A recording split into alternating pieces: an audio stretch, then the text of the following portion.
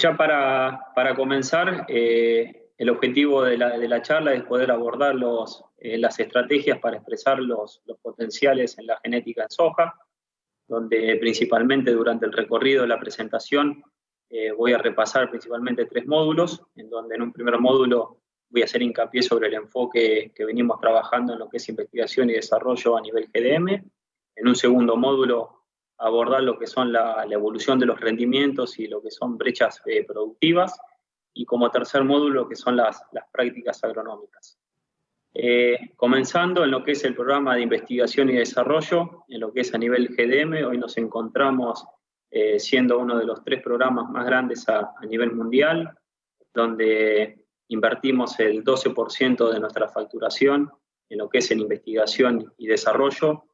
Lo que determina de alguna manera la escala del programa de investigación está definido principalmente por la cantidad de parcelas, en donde anualmente se evalúan más de 1,4 millones de parcelas, en más de 576 localidades de testing en el mundo. Expandimos nuestras fronteras para operar en 16 países. Contamos con 10 estaciones de investigación y desarrollo en lo que es América Latina, Estados Unidos y Canadá. Gran parte de los esfuerzos dentro del programa de mejoramiento están enfocados sobre la base de germoplasma convencional y estamos evaluando anualmente más de 15 tecnologías que estamos confiriendo en nuestro programa de mejoramiento, evaluando dichos eventos, como así también oportunidades que se pueden llegar a presentar en el negocio. Y hoy, cuando definimos de alguna manera dentro de la producción mundial de soja, hoy podemos decir que más del 20% de la producción mundial de soja tiene genética GDM.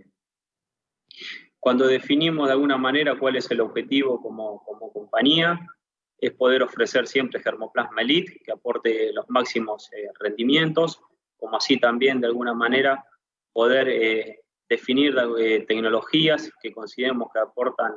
valor para el agricultor, o sea, montarle a ese chasis, a ese germoplasma elite, diferentes biotecnologías que nosotros consideramos que le pueden llegar a agregar valor al agricultor, y siempre lo que buscamos es tener un portfolio bien completo y bien diverso en lo que son de tecnologías.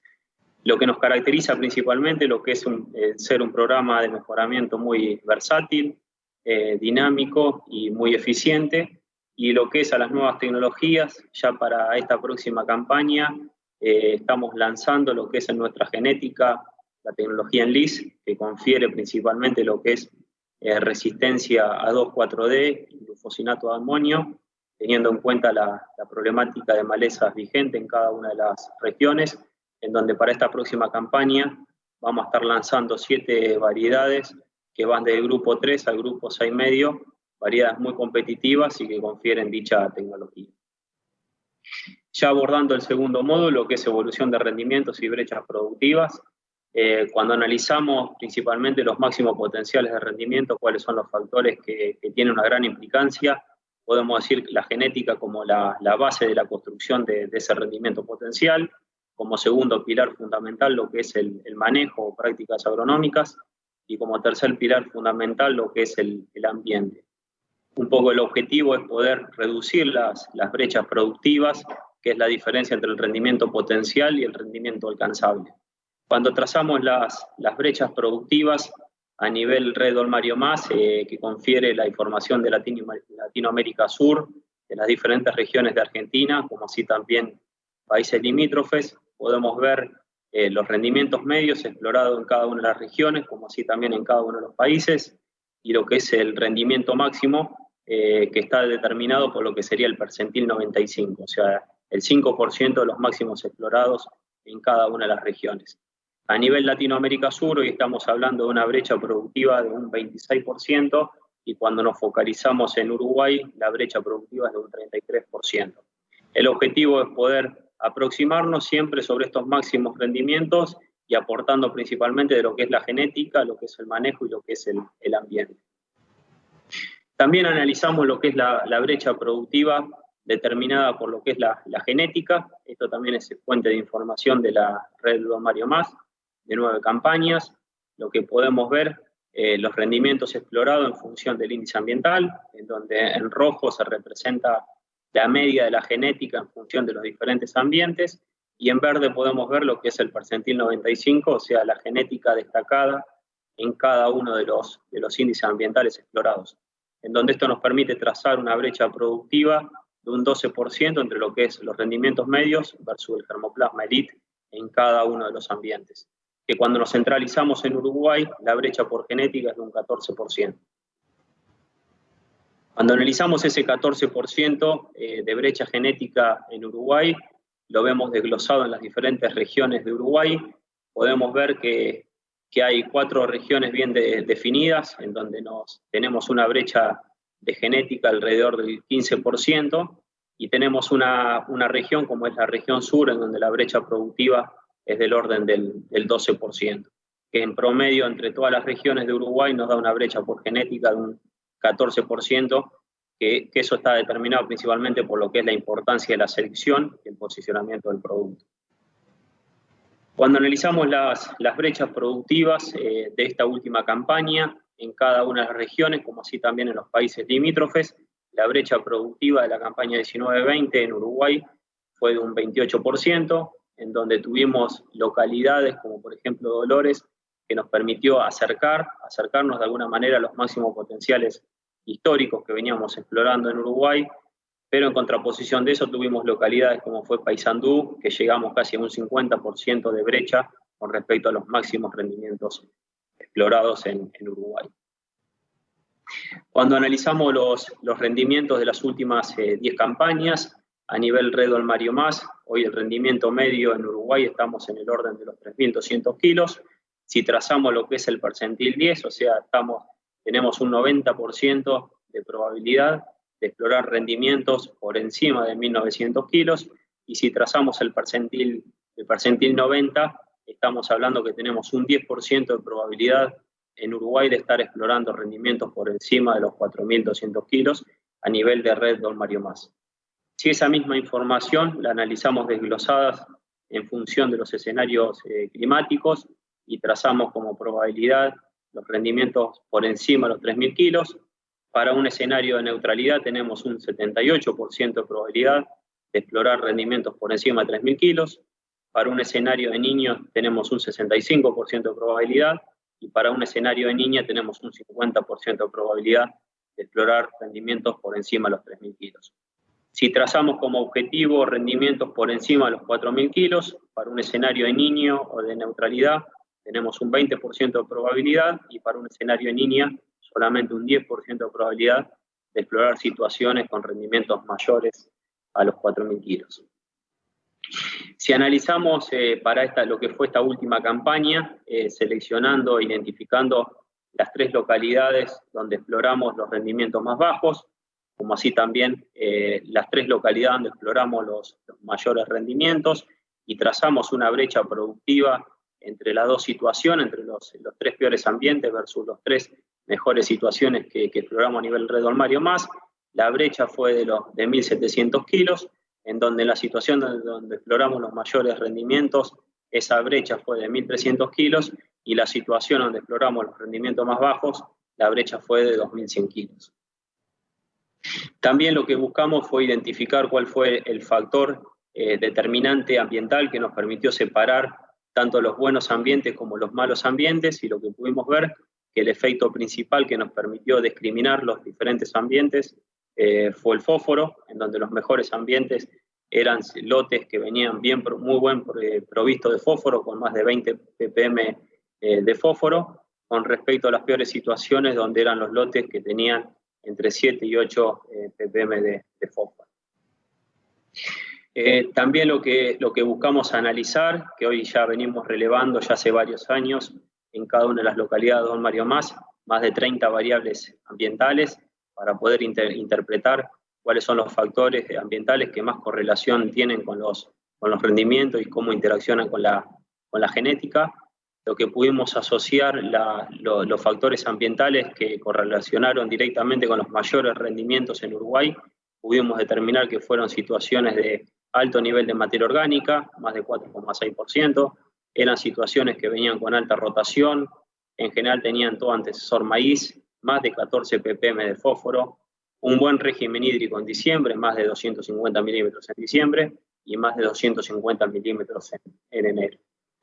Con toda esta información y toda la caracterización ambiental intensiva que hoy estamos haciendo, ya sea de variables físicas, químicas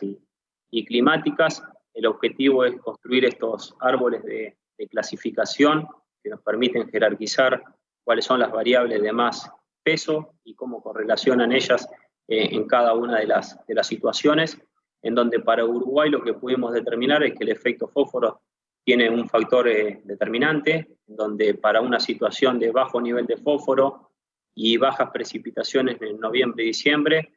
fue la situación donde exploramos los rendimientos más bajos,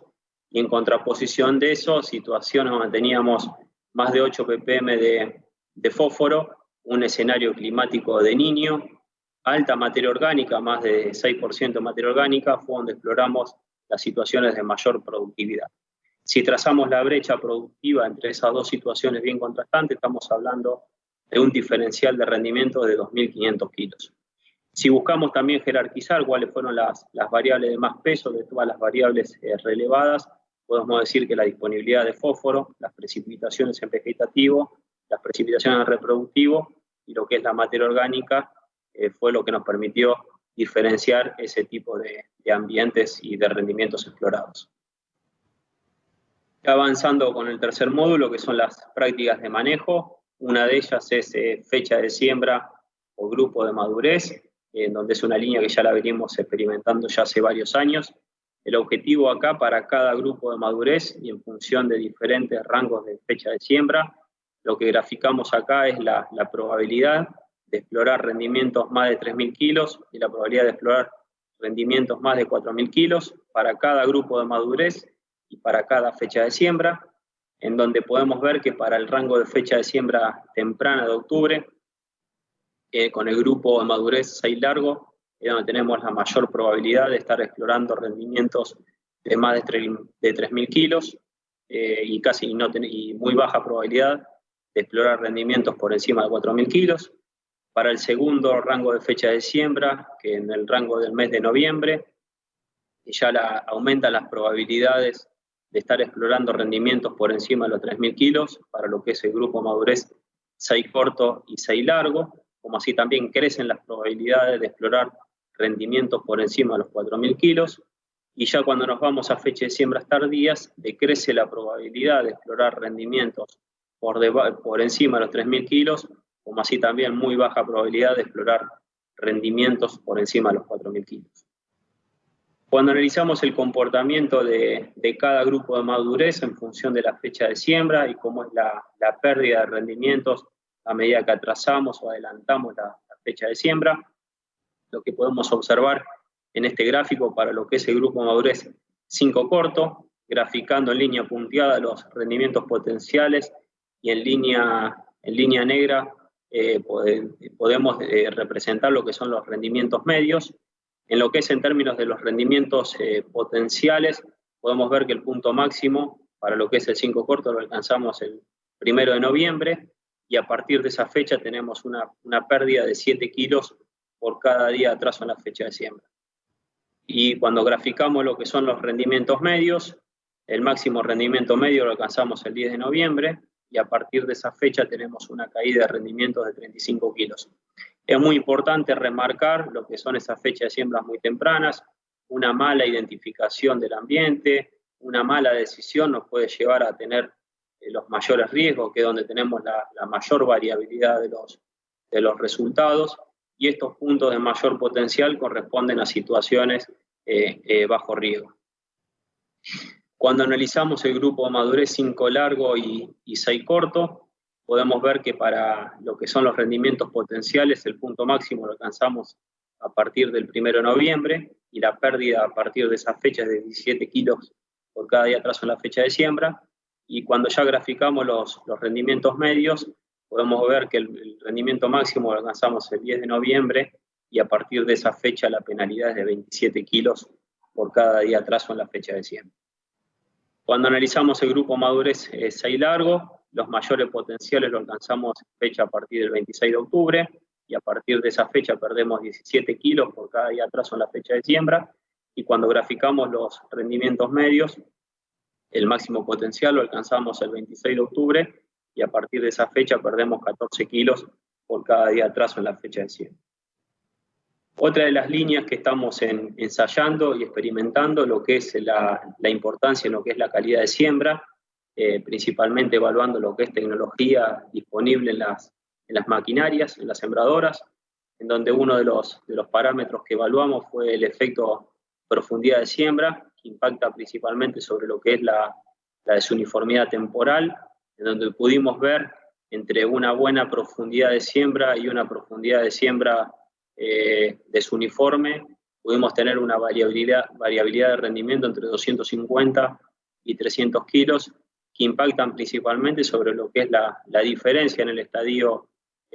fenológico y lo que es la desuniformidad en el stand de plantas. Otro de los efectos que relevamos fue el efecto singulación, que está constituido por la diferencia entre el 100% versus lo que es la diferencia entre fallas y dobles, que se representa en términos porcentual, que está asociado principalmente a lo que es la desuniformidad espacial. El efecto no fue significativo, tuvimos una diferencia de 80 kilos entre una muy buena simulación versus una simulación media de productor. Otra de las variables relevadas fue lo que es el coeficiente de variación, que está también determinado por lo que es la desuniformidad espacial, donde no encontramos diferencias estadísticamente significativas para 3 localidades relevadas en Argentina, donde la diferencia fue de 50 kilos. Que de alguna manera este coeficiente de variación puede estar determinado también por lo que es la velocidad de siembra. Otro de los efectos también relevados fue el efecto de la carga del cuerpo de siembra, que eso también nos determina una constante en la profundidad de siembra o bien una irregularidad en lo que es la profundidad de siembra, que impacta directamente también sobre lo que es la desuniformidad temporal, y pudimos ver un efecto para 3 localidades, un efecto de 470 kilos, con diferencias estadísticamente significativas, entre una buena carga en lo que es el cuerpo de siembra, que nos da una profundidad constante, versus lo que es una profundidad variable, que nos arroja casi una diferencia de 470 kilos. Claramente que este tipo de efecto de lo que es calidad de siembra también está asociado a lo que es la calidad de semilla, ya sea lo que es el poder germinativo, al vigor, como así también a un tratamiento profesional de semilla, que impactan principalmente sobre lo que es el coeficiente de logro. Estos son ensayos que venimos ya realizando hace varias campañas, lo que es el efecto de una semilla con buena calidad y tratada profesionalmente, cómo nos mejora lo que es el coeficiente de logro versus tratamientos testigos que representan tratamientos de productores, casi diferencia de 11% o 18% respectivamente en lo que es mejoras en lo que es el coeficiente de logro en tratamientos profesionales de semilla, que representan también en lo que es lograr un buen stand de planta al inicio, un mayor vigor, como así también una mayor velocidad en lo que es la curva de emergencia. Y ya siguiendo avanzando con lo que es otra línea que estamos llevando a cabo en desarrollo, que es toda una línea de ensayos de ambientación, en donde este año realizamos 18 localidades, en donde en Uruguay teníamos 3 localidades, y por cuestión de tiempo vamos a abordar la localidad de La Valleja, en donde el objetivo con este tipo de ensayos es identificar las variables ambientales y de manejo que influyen en la productividad del cultivo de soja, como así también explorar comportamientos genotípicos diferenciales según parámetros del ambiente y del manejo. Haciendo ya una información de los resultados que venimos obteniendo, como les mencionaba, vamos a abordar la localidad de La Valleja. Este es el lote en cuestión donde realizamos el ensayo. Procedimos después a realizar la ambientación con imágenes NDVI y mapas de rendimientos. Se hizo todo un muestreo grillado para hacer una caracterización físico-química de los diferentes ambientes. También se relevó un mapa de altimetría, se implantó el ensayo con diferentes genotipos. Un poco el objetivo es poder relevar este tipo de factores, los comportamientos diferenciales en la genética frente a cambios en el ambiente. Esto es un ejemplo de una situación de suelos calcáreos, donde vemos comportamientos diferenciales entre 2 variedades. Esta es una foto de cómo se veía el ensayo, el momento de la cosecha. se procede a mapear cada una de las franjas, se analiza posteriormente lo que es el mapa de rendimientos y confluye en generar este tipo de información en donde una de las variables que nos permitía diferenciar ambientes en esa localidad era la variable altimetría, donde claramente se ve un efecto diferencial entre los genotipos y los grupos de madurez, donde pudimos ver que en los sectores más bajos, donde exploramos los mayores rendimientos, el genotipo ganador claramente fue Don Mario 60 y 62, y cuando ya exploramos situaciones de mayor altimetría, los grupos más largos fueron los que mostraron un comportamiento diferencial. Una de las variables relevadas que se asociaron con lo que es la altimetría fue el porcentaje de sodio intercambiable, que a medida que aumentaba la altimetría, decrecía lo que es el porcentaje de sodio intercambiable. Otra de las variables relevadas y que tuvo también interacción con la genética fue el porcentaje de saturación de bases. Esto es un claro ejemplo y de los resultados que estamos buscando con este tipo de ensayos, en donde teníamos baja concentración de saturación de bases. La diferencia entre Don Mario 6.8 y 66R69 era prácticamente mínima, pero ya cuando nos íbamos a situaciones de mayor concentración de saturación de bases, que está correlacionado con lo que es la concentración de calcio y el comportamiento de suelos calcáreos, veíamos claramente una diferencia a favor de Don Mario 66R69 de más de 600 kilos. Otro de los efectos que pudimos identificar fue el efecto fósforo, en donde pudimos identificar que en situaciones de bajos niveles de fósforo, Don Mario 66R69 superaba 6.8 por 120 kilos, y cuando no íbamos a situaciones de mayores niveles de fósforo, la diferencia era de más de 460 kilos. Ese es un poco el objetivo, de poder empezar a aislar este tipo de efectos y en poder entender cómo interacciona lo que es la genética con las variables ambientales y con las diferentes prácticas agronómicas. Otra de las variables fue la correlación de rendimiento con fósforo, donde se puede ver claramente que a medida que exploramos situaciones de más fósforo, pudimos explorar los mayores rendimientos para lo que fue esa localidad, como así también la correlación que hubo entre el rendimiento y saturación de bases, en donde a la medida que exploramos mayor concentración de saturación de bases, fue la situación donde exploramos los rendimientos más bajos. Y hoy también a nivel GDM estamos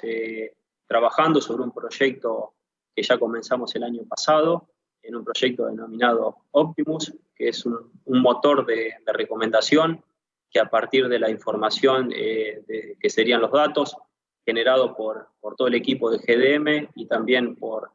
fuente de terceros, ya sea de productores o instituciones de terceros, que permiten generar información muy útil y valiosa. El objetivo es poder